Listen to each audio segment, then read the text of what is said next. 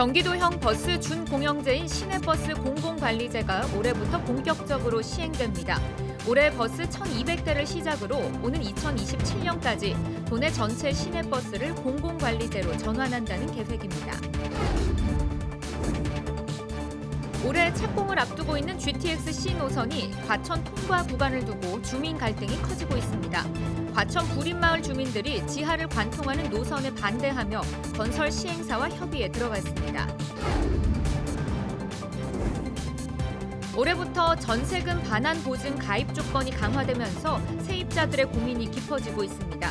경기 지역의 경우 올해 만기가 돌아오는 연립과 다세대 주택 3가구 중 2가구는 보증을 받지 못할 것이라는 우려가 나오고 있습니다. 시청자 여러분 안녕하십니까? 2024년 첫 번째 주말 BTV 뉴스입니다. 2024년은 경기도의 대중교통의 근본적인 변화가 시작되는 해입니다. 2개 고속전철이 개통되고 버스도 준공영제로 전면 개편을 시작합니다.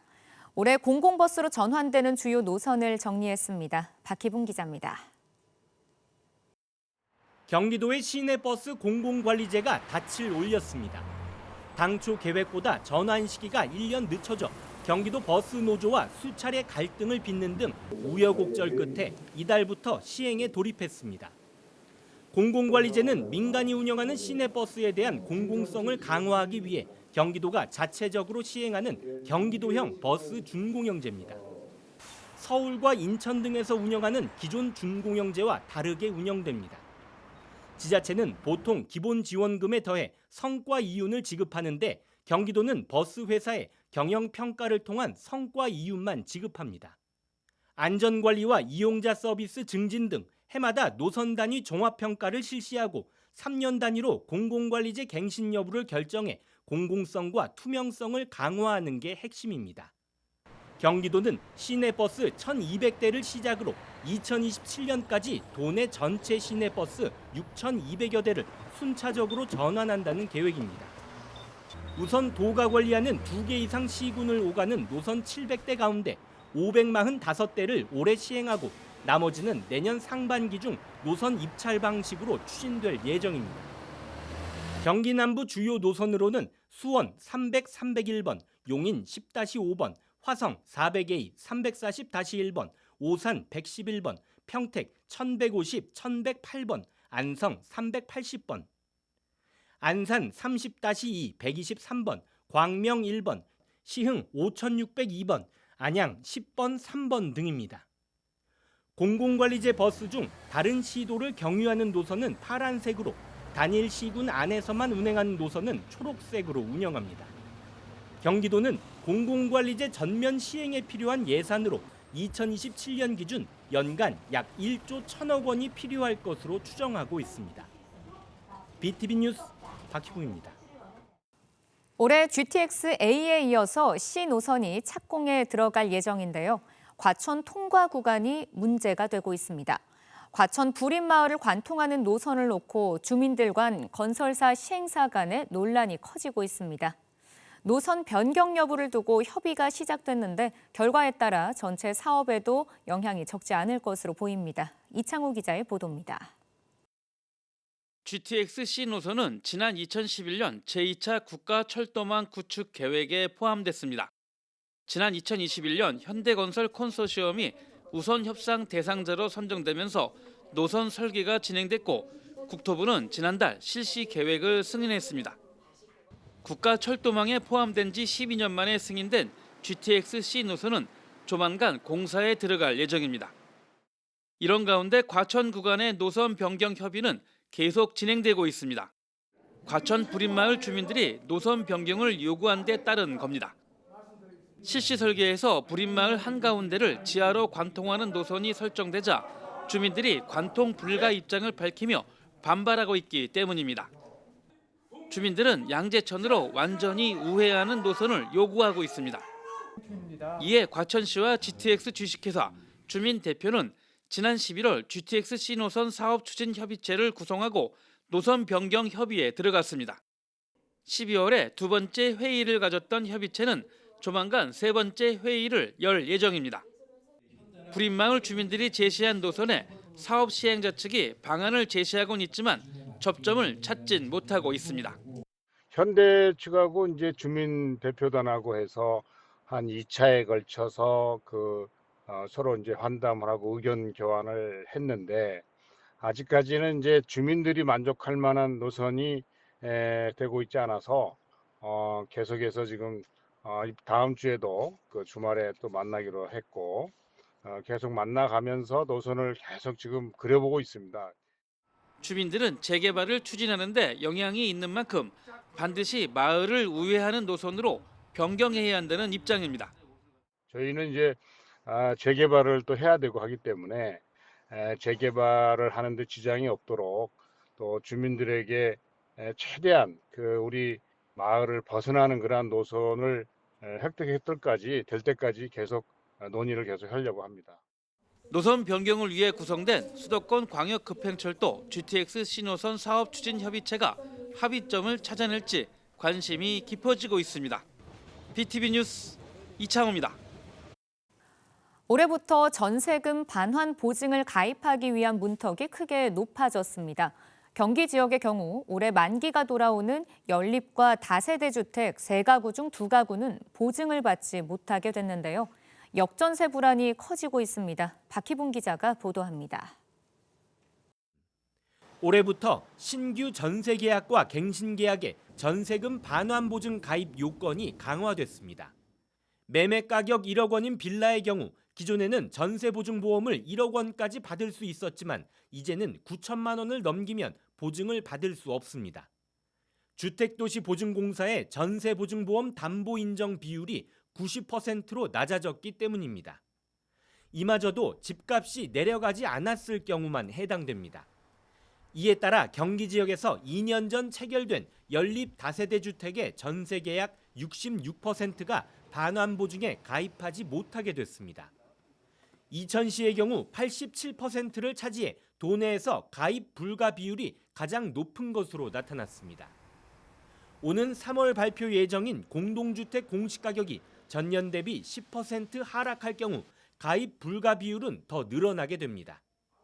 전셋값이 꾸준히 오르고 있는 아파트와 달리 지난해 대규모 전세 사기 사태로 기피 현상이 심해진 빌라는 역전세 불안이 커지고 있습니다.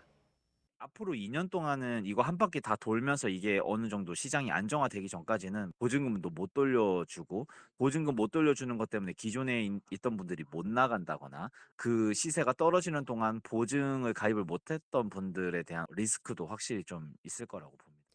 역전세 불안 속 연립 다세대 주택 시장에 대한 대책 마련이 시급하다는 목소리가 높아지고 있습니다. BTV 뉴스 박희봉입니다. 2024년 시작과 함께 도내 문화재 관련 규제들이 줄줄이 완화되고 있습니다. 수원에선 세계문화유산인 화성 주변 건축 규제가 완화됐고 화성에선 지역의 수건이었던 만년제 주변 건축 규제가 풀렸습니다. 수원은 연무동과 우만동 같이 인구 밀도가 높은 지역이 규제 해제 지역에 포함되면서 기대감이 높습니다. 먼저 이재호 기자가 수원 지역 상황을 전해드립니다. 저층 노후주택이 밀집한 수원시 지동 일대. 화성 성곽으로부터 반경 500m 안에 있어 개발이 불가능한 지역이었습니다. 십수년간 주민들을 옥죄어온 화성 주변 건축 규제가 지난해 말 대폭 완화됐습니다. 화성 성곽 경계로부터 반경 500m 이내였던 규제 지역이 반경 200m 이내로 조정된 겁니다. 이로써 성곽 반경 200m부터 반경 500m 안에 포함된 지역은 건축물 높이 규제가 풀려 개발이 가능해졌습니다. 이번 규제 완화 조치로 개발이 가능해진 면적은 219만 제곱미터, 건물 수는 4,400개가 넘습니다. 고도 제한을 풀어줌으로 인해서 용적률이 많이 올라가니까 아무래도 그 재산권 주민들의 그 재산권 보호와 또 인근 상권 활성화 및 여러 가지 슬럼화됐던 지역을 다시 재축이나 재축으로 인해서 활성화시킬 수 있다고 봅니다. 규제가 풀린 동은 총 8개입니다. 영화동과 연무동, 우만동, 지동, 인계동, 매교동, 매산동, 화서일동 일부 구역이 건축물 높이 규제에서 벗어났습니다. 수원시는 화성의 문화적 가치를 보호하면서도 그동안 규제로 슬럼화된 지역을 개발하는 방향으로 도시 계획을 수립해 나갈 계획입니다. 이번 규제 완화 조치로 화성 이런 거주민들이 재산권 행사가 크게 원활히 될 거라고 기대됩니다. 화성의 문화적 가치를 보존하면서 도시개발과 대립하지 않고 상생하는 좋은 본보기를 앞으로 만들어 가겠습니다. 문화재 주변에 거주한다는 이유로 낙후된 삶을 살아야만 했던 수원 화성 인근 주민들. 규제 완화로 인해 개발 가능성이 커지면서 활기를 되찾고 있습니다. BTV 뉴스 이재호입니다. 화성시는 병정역 인근에 있는 경기도 문화재 만년제 주변 건축 규제가 대폭 완화됐습니다. 30년 동안 증축에 어려움을 겪어오던 주민들은 반기는 분위기입니다. 계속해서 임세혁 기자가 전해드립니다. 화성시 안녕동에 있는 저수지 만년제. 정주 22년인 1798년 농민들의 농사를 위해 만든 수리시설로 높은 역사적 가치에 따라 지난 1996년 경기도 기념물 제161호로 지정됐습니다. 이에 따라 만년제 주변 300m 일대는 이른바 역사문화환경 보존지역에 포함돼 건축 행위 시 고도가 제한됐고 재산권 침해라는 반발이 이어져 왔습니다. 이렇던 규제가 완화됐습니다. 화성시는 경기도와의 협의를 통해 만년제 주변 역사문화환경 보존지역의 고도 제한을 완화했다고 밝혔습니다. 기존에는 최고 17m까지 건축물 높이가 허용됐지만 이번 변경으로 2배에 가까운 최고 32m까지 가능해졌다는 설명입니다. 주민들의 규제 완화 요구가 수년간 끊임없이 제기됨에 따라 경기도와 시가 필요성을 인지하게 되었고 화성시가 경기도와 문화재위원회 심의 및 현지조사에 참여해 허용 기준이 완화되도록 노력한 결과 화성시 만년제 문화재 보호구역 건축행위 허용 기준이 완화되었습니다. 그동안 재산권 행사에 제한이 따랐던 주민들은 이번 결정을 적지 않이 반기고 있습니다. 마을의 수건이자 오랫동안 제기해왔던 민원 사항이 다소나마 해결됐다며 환영한다는 입장입니다. 일단 환영합니다. 환영하고요. 또 물론 부분적으로 아직도 불만이 많은 분도 계시겠지만 아마 화성시에서도 점진적으로 규제 완화에 대한 노력을 하시리라 분명히 믿습니다. 저 규제 완화가 됐다 그래서 좀 다행이라고 생각합니다. 예, 앞으로도 좀 더 규제가 더 완화가 돼서 이 주민들이 좀 활개치면서 좀 살 수 있었으면 좋겠습니다. 소중한 지역 문화유산이지만 인근 주민들에게는 재산권 행사를 가로막는 장애물로 여겨져 왔던 만년제.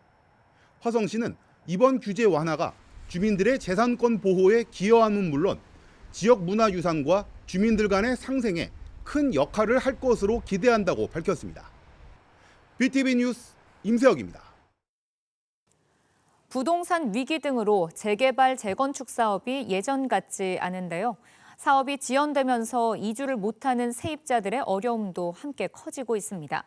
힘겨운 겨울나기를 하고 있는 재개발 현장을 권예솔 기자가 취재했습니다. 해가 떨어지자 암흑으로 변한 의왕 고천 가구역. 캄캄한 골목 사이에 영업 중인 가게들이 보입니다. 같은 건물에서도 구역이 나뉠 만큼 인접해 있는 고천 나구역은 이미 지난해 이주가 끝난 뒤라 사실상 가게들의 개점 휴업 상황이 수개월째 이어지고 있습니다. 요즘 국밥 8,000원짜리 2개 팔아. 1개 팔 때도 있고 수두룩해. 이제 어떤 데 소주 한 대병 팔 때 있고 5병 팔 때 있고 그 수준이야, 그 수준. 옛날에 뭐 20만 원도 팔고 30만 원도 팔고 여기 안 나갔을 때는 그랬지. 지금은 형편없어. 지금 전기세 내기도 빠듯하다니까요, 지금. 지난 2021년 사업 시행 인가를 받은 고천 가구역. 이주와 철거를 위해선 관리처분 인가 절차가 남았습니다. 관리처분 인가를 받아야 세입자들은 이주비 등을 지원받을 수 있기 때문에 이곳에서 수십 년간 장사를 해온 상인들은 지금 당장 쉽게 떠날 수도 없는 상황입니다. 겨울이 찾아오고 해가 바뀐 지금 상인들은 어떻게 지내고 있을까? 건물 내부로 들어가자 눅눅한 곰팡이 냄새가 코를 찌릅니다. 천장과 벽을 타고 들어온 물이 선반 위를 가득 채웠습니다. 걸레로 아무리 닦고 치워봤자 비가 오면 물은 금세 다시 차오릅니다. 지속된 누수로 전기도 끊긴 지 오래입니다. 가게 운영을 위해 어쩔 수 없이 이어붙인 전기선은 언제 불이 나도 이상하지 않아 보일 정도입니다. 하지만 상황이 이래도 상인들은 큰 소리 한번 낼 수 없다 말합니다. 재개발을 앞둔 곳인 만큼 소유주들이 돈을 들여 건물을 고치려 하지 않는 데다 혹여나 괜한 말을 꺼내 쫓겨날까 두려움도 크기 때문입니다. 그냥 나가라 그럴까 봐요. 그래서 문 닫고 장사하고 이제 보상이라도 조금 받고 나가려고 그런 마음에 다들 있는데 왜 일단은 건물도 마음이잖아요. 필요하면 줘야 되지 어떡해요. 그러다 보니까 참고 온 것이 이렇게 됐는데 이제 다른 곳도 상황은 비슷합니다. 지붕이 내려앉아 연결된 욕실 천장이 무너졌습니다. 자칫하다 사람이 다칠 수도 있는 상황입니다. 집안 내부도 심상치 않기는 마찬가지. 수없이 쌓은 벽지를 뚫고 물이 새어 들어오면서 결국 사람이 살기를 포기한 곳도 있습니다. 이들을 더욱 힘겹게 하는 건 계속해서 미뤄지는 행정 절차입니다. 지난 연말 조합에서 세입자들에게 보낸 문자 내용엔 이주 절차가 8월쯤 진행될 거란 내용이 담겨 있습니다. 이런 상태로 어떻게 수개월을 더 버텨야 할지 상인들은 눈앞이 캄캄합니다. 공과금은 올라갔고 뭐 전기료 이런 것도 난방비도 많이 올랐지. 솔직히 앉아서 시간 보내는 게 그게 제일 고통이에요. 또 생계잖아요. 생계. 계절이 또다시 한 바퀴 돌 때까지 아슬아슬하게 생계를 이어나가야 할 고천 가구역 상인들. 이들에게 올해 겨울은 유난히 길고 춥게 느껴집니다. BTV 뉴스 권예솔입니다. 시흥시가 노후된 건축물의 개보수 비용을 지원합니다. 지원 대상은 준공 후 15년 이상 된 아파트와 빌라 등으로 단지 내 공용 부분 시설물의 개보수 비용을 조건에 따라서 1,000만 원에서 최대 3,000만 원까지 지원합니다.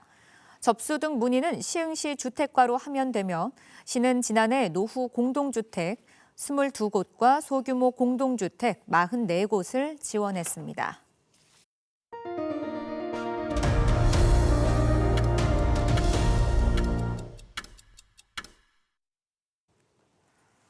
푸른 용의 해인 올해는 365일이 아니라 366일입니다.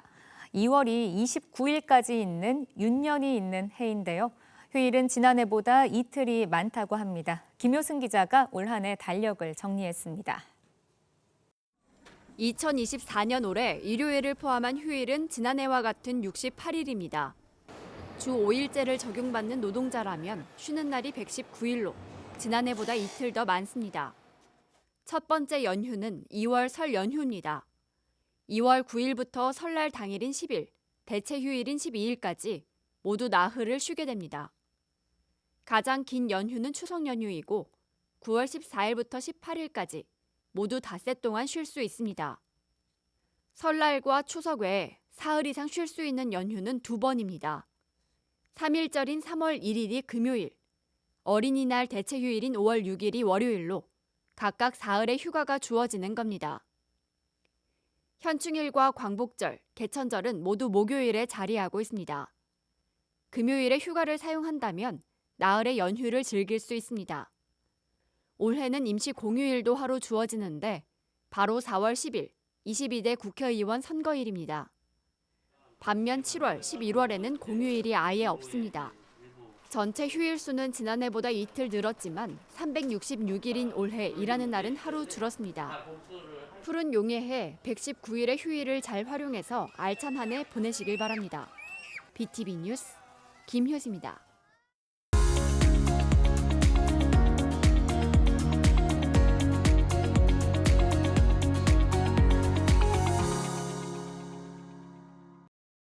한 번에 끝내는 119초 안전교육. 집 안에서 밖에서 부탄가스, 휴대용 가스레인지 정말 많이들 사용하실 텐데요.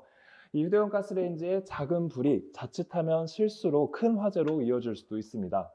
가장 먼저 주의해야 할 부분이 휴대용 가스레인지의 크기보다 큰 과정 용기를 사용하면 안 된다는 부분인데요.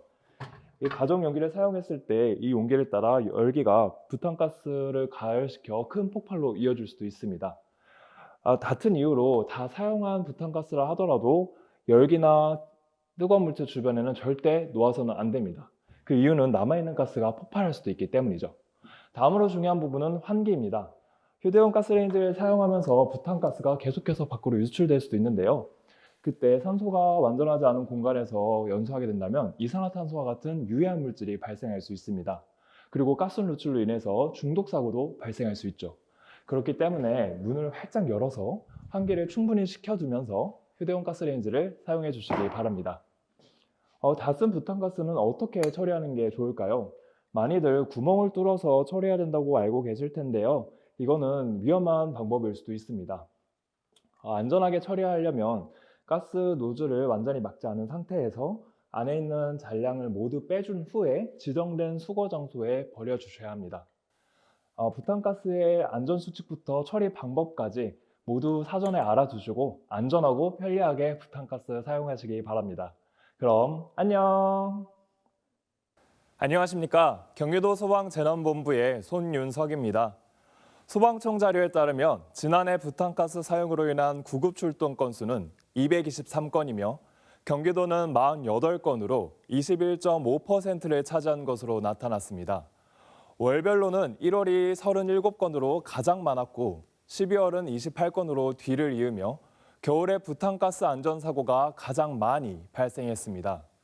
6월은 22건, 7월은 18건으로 겨울에 이어 여름에도 비교적 안전사고가 많이 발생했는데요. 캠핑난로 사용이 늘어나면서 겨울과 여름에 부탄가스 안전사고가 증가한 것으로 분석됐습니다. 사고 유형으로는 부탄가스 전, 중, 후로 발생 유형이 각각 달랐습니다. 사용 전 사고 유형으로는 화기 근처나 뜨거운 물에 담가 폭발하는 사고가 19건, 끼우다가 다치는 사고가 44건이었습니다. 사용 중에 발생한 사고 유형으로는 휴대용 가스레인지 사용 중에 폭발한 건이 56건으로 가장 많은 비중을 차지했습니다. 사용 후에는 부탄가스통에 구멍을 뚫다 남아있는 가스로 인해 폭발하거나 중독되는 사고가 24건으로 가장 많았습니다. 부상 유형으로는 화상이 139건으로 절반 이상을 차지했는데요. 기도 화상으로 이어질 수도 있기 때문에 각별한 주의가 필요합니다.